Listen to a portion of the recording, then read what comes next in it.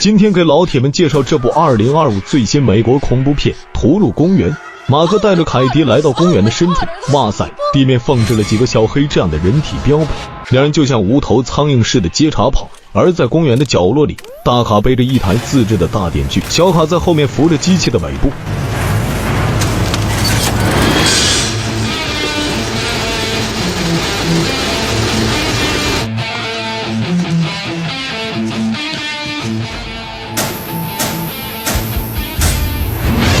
很快，双胞胎他们堵住了马克和凯迪的去路。双胞胎背着大电锯紧追不放。那么，这个废弃的儿童公园到底发生了什么骇人听闻的事情？马克和凯迪的命运如何？且听金彩彩娓娓道来。原来，近期电视台发掘出一个劲爆的大瓜，他们找到一个迄今为止最致命的废弃儿童公园的新闻。在1988年，古怪的发明家老卡发明了一套最狂野游乐设备，建成这个儿童公园。然而这里很快就成了当地的噩梦，有数十名孩子在不受管制的游乐设施中受伤。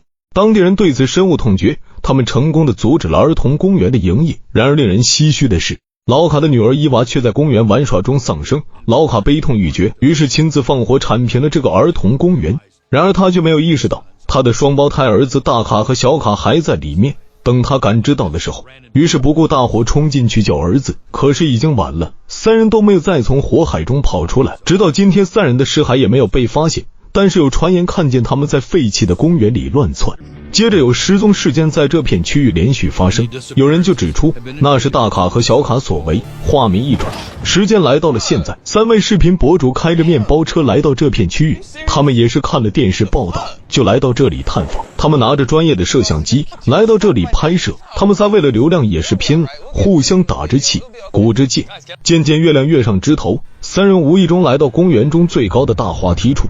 他们从未见过如此巨大的玩具设施，个个看得目瞪口呆。几秒之后，小黑兴奋起来，他跑到滑梯处现场视频解说这部大滑梯，而蓝衣男就爬上8楼的滑梯入口处，拿起手电筒慢慢靠近看看。他看见一块木牌上面有字，他大声念了出来，意思是如果你正在读这篇文章，你已经死了。所有人听完了都很惊讶，蓝衣男探出半个身子伸进去看看。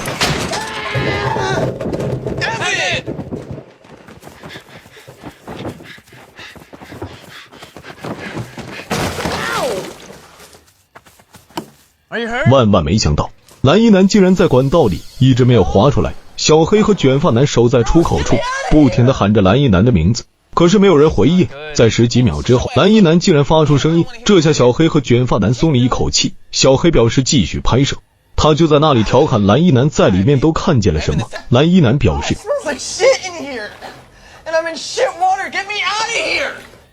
这番话把小黑搞得有点心慌，不过他还是继续在镜头面前叨逼着。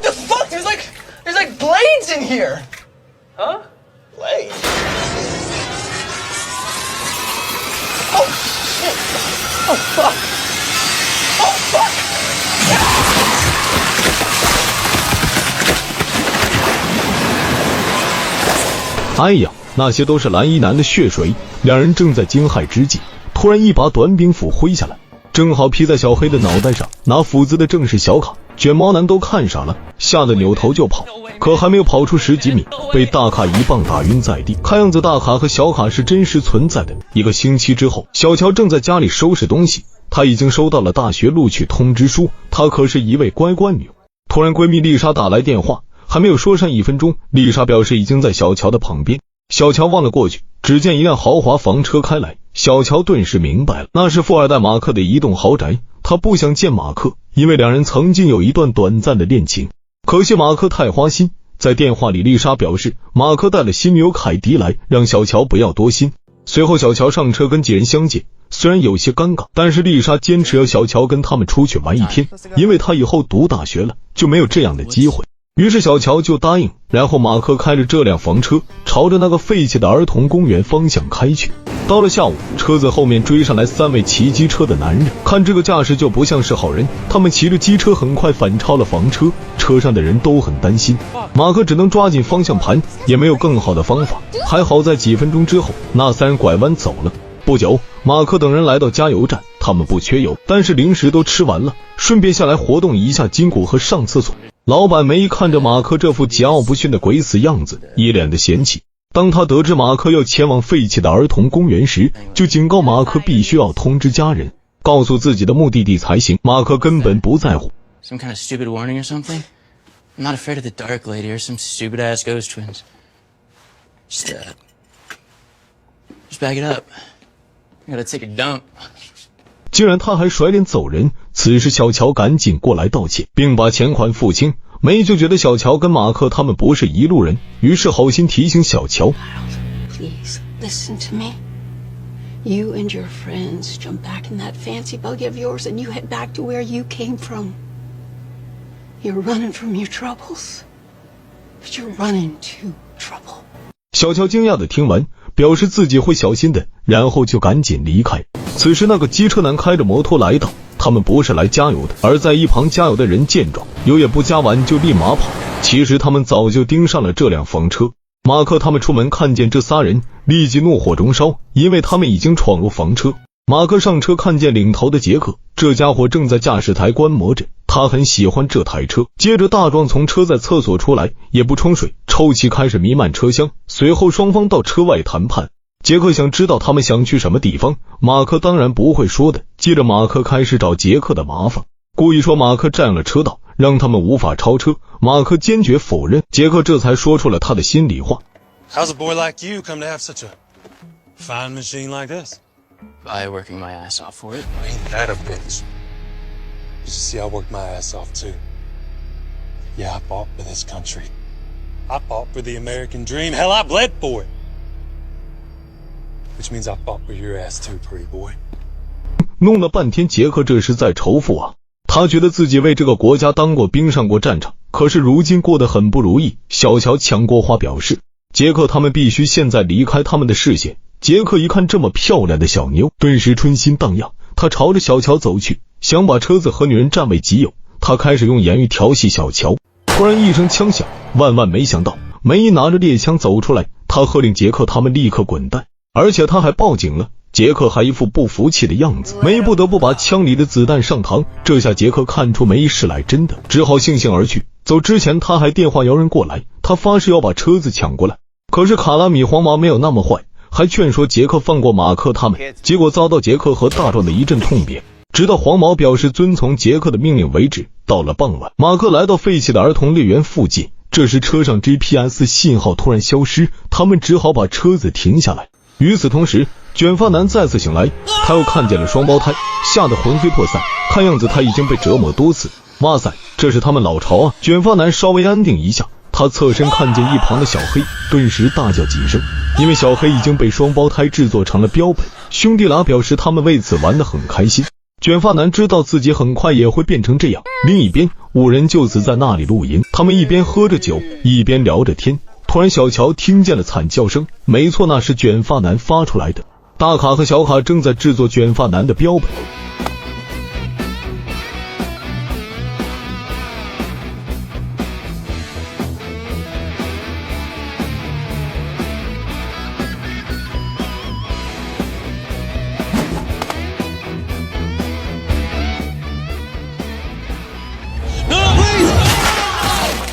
马克就站出来表示那个声音就是一种叫鱼猫的动物发出来的，然后他就解释什么是鱼猫，其实他是在乱说而已。有文化的小乔表示马克在胡说八道，可又无法阻止他说下去。随后小乔要去树林里散散心，因为马克和女友凯迪以及闺蜜丽莎和男友小凯都散发着强烈的荷尔蒙，他不想看到那些场景。很快他看见一个当年游乐园的指路牌，他用手机拍摄下来，万万没想到就在他们喝酒聊天的功夫，双胞胎已经发现他们。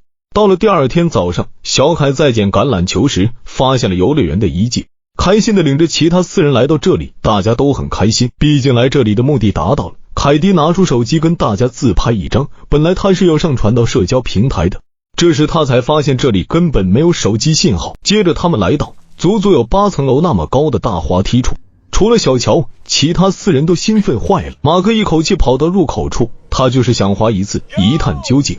而小凯就在出口处发现一些小小的血块，他搞不懂那是什么。旁边的小乔无意中踩中摄像机，他捡起打开一看，哇塞！卷毛男他们仨被砍杀的过程被录了一部分下来。小乔吓得把两只眼睛睁得像铜铃一般大，正准备跳入轨道中的马克，先是自拍一张，眼看就要被机关打入轨道中，凯迪及时把马克拉到一旁说话，否则他必死无疑。小乔拿了摄像机跑去，让他们都来看看那个恐怖的视频。除了丽莎有点相信，其他人都不信，认为那是恶作剧。气得小乔把摄像机交给丽莎，他独自回房车休息。然而他走了好一会，这才发现自己迷路了。突然身后有个黑影闪过，小乔觉得那是马克搞的鬼，于是循着声音找去。他再次来到游乐园，然而却有个男人跟在他的身后。小乔也不傻，他快走几步，然后躲在一个桥下，想避开那个男的。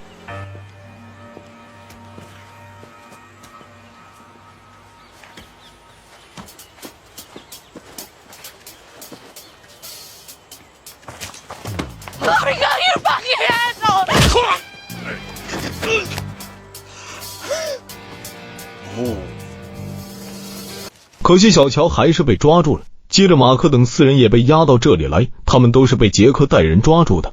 这家伙又找来2个帮手，虽然双方都是5人对5人，可是杰克他们都是壮汉，杰克自然对他们就一阵羞辱，然后表示在这片丛林里他就是法律，什么都是他说了算，然后答应马克只要把房车交出来就会放他们走。而在这个荒野之地，马克只好点头同意，可是小乔可不这样想。 You're not gonna let us go. Why is that so? Yeah. Because you can't be sure one of us is gonna go tell the cops. 杰克立即鼓掌表示小乔实在是太聪明了。接着他让马克带他们去房车处，一路上小乔嘴巴就没有停过，希望杰克回头是岸。杰克也不理睬这些，小乔迫于无奈，只好把摄像机递给杰克看，提醒他这里有凶险。杰克看都不看，直接把摄像机扔掉。他们就这样一直走着，突然一块牌子竖起来，那意思是当你看到这个牌子时，就准备去死吧。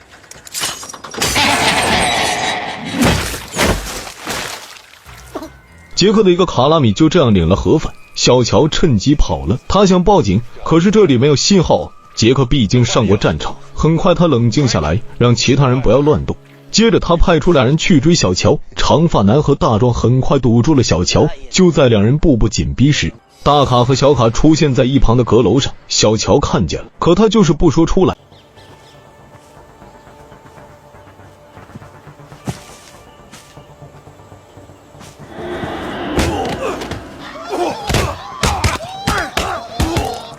小乔见机往公园的深处跑去，突然他掉进一个深洞里。哇塞！小乔这是滑行到双胞胎位于地下的老巢，瞬间小乔被吓坏了。玻璃罐子里竟然有人体器官标本，桌子上到处都是杀人的工具，小黑做成标本一动不动。突然身后的手术床上有怪声发出，他循着声音掀开白床单，卷毛男终于看见了救星，希望小乔能救他。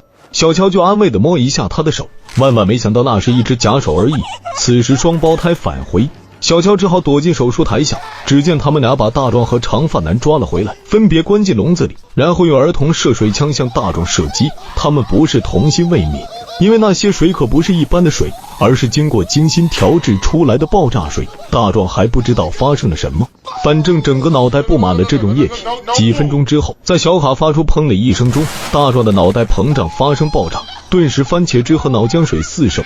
大卡和小卡兴奋无比。接着轮到长发男，他的头发半路上被剪了一半，他表示愿意把所有的钱都拿出给兄弟俩，希望他们放过自己。大卡和小卡对这些不感兴趣。Fuck you!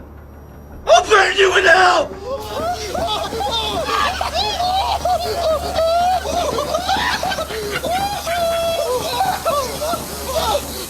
又是砰的一声，长发男去见上帝了。小乔实在没忍住尖叫起来，大卡和小卡找到工具要对付他，小乔只好站出来勇敢面对。光躲也是没有用的，他想把卷毛男扶起来，结果又是一只假手。大卡表示还没有完工，让小乔不要乱动，求生的本能让小乔赶紧跑。双方就在这个大地洞里前后乱窜起来。小乔很聪明，知道原路返回，双方又回到地面追逐起来。不久小乔前后被拦住了，然而大卡表示小乔太像伊娃了，小卡看着看着表示小乔就是伊娃。这兄弟俩是把小乔当成自己的妹妹伊娃。就在这时，梅提着一篮子的食物赶来，原来这么多年一直是梅在照顾兄弟俩，她是大卡和小卡的姑姑。当然梅姨也知道兄弟俩所做的坏事，现在梅姨要带小乔离开这，兄弟俩不再发狂，口里叫着伊娃的名字，眼看梅姨就要把小乔带离危险区域。 You knew that? Yes. They're kin. But they're God's creatures now. God or the devil. Thank you.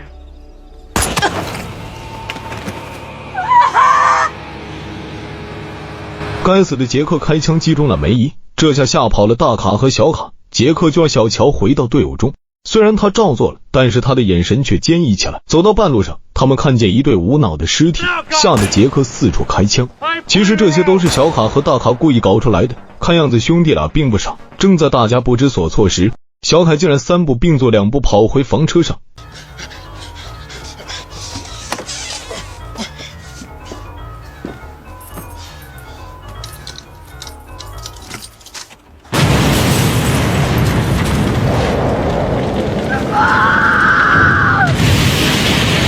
哇塞，房车被炸得粉碎，警长听见了爆炸声，立即前往废旧猎园，接着杰克身边剩下的2名卡拉米立即骑上摩托车就跑。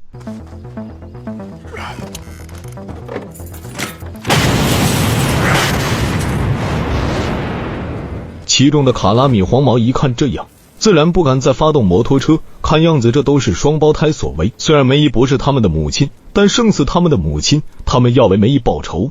马克和小乔等4人商量着往大滑梯的方向跑去，但是遭到杰克的阻止，逼着他们待在原地不动。这时黄毛走过来表示，这是杰克把他们都当成诱饵，好让他自己逃出升天，然后双方打起来。而马克就带着凯迪先跑了，杰克一个没注意被黄毛插进胸口一刀，随后黄毛也独自逃命去了。不久马克带着凯迪来到乐园的深处，哇塞，地面布置几个小黑这样的人体标本，两人就像无头苍蝇似的接茬跑。而在乐园的角落里，大卡背着一台自制的大电锯，小卡在后面扶着机器的尾部。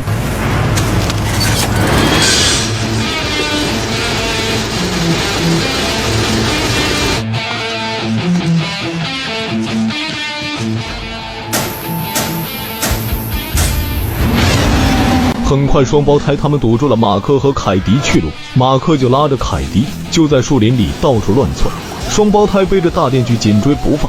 随后两人躲进了一间木屋里，很快剧烈的撞门声响起，马克立即丢下凯迪跑进里屋，并且把房门反锁。外屋的凯迪怎么也想不到自己找到的是个渣男。 Sorry, honey, this can't happen to me.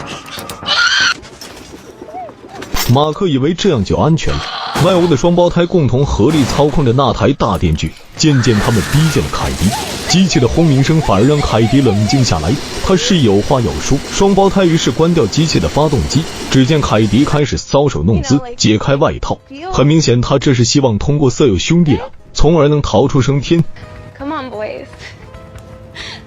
Put that silly little thing down and let me show you a good time.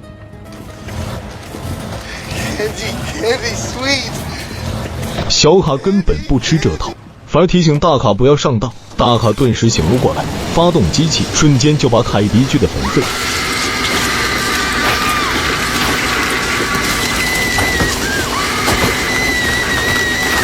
很快兄弟俩背着机器冲进里屋，他知道女友凯迪完蛋了。只见火光四溅，那台机器拿铁笼子没有什么作用，马克顿时笑翻。 Yeah, fuck you and fuck you twice, 'cause there's 2 of you. 万万没想到，大卡和小卡还有备用方案。看样子兄弟俩继承了父亲的聪慧，马克就这样去领了合法。小乔和丽莎在乐园深处看见一个废弃轨道车，他们也没有想那么多，跳上车厢，顺着地势流动着。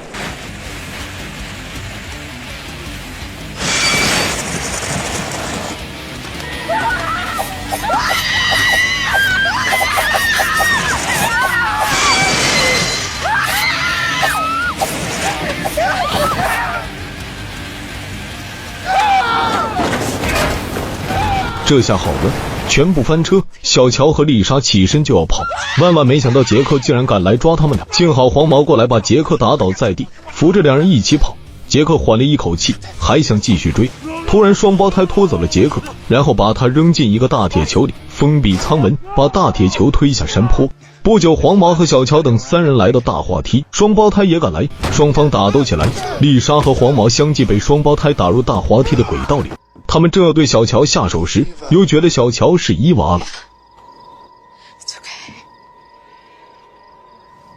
It's okay. Okay. It's okay. Let me stay with you. 小乔很聪明，于是将错就错，拿起兄弟俩的手。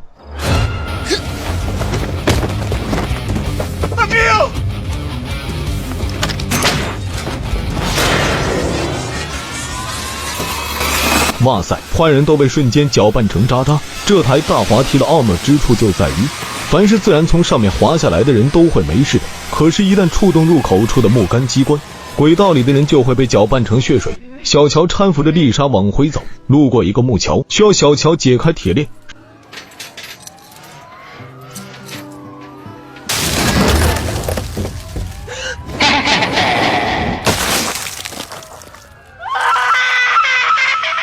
最后活下来的就是小乔。影片到此基本结束。看完这部片子，觉得有些小爽，还好本片降智不多，故事设定很巧妙，把传说和现实结合起来。当然番茄汁少不了，那把巨型大电锯是一大亮点。好了，谢谢大家的捧场。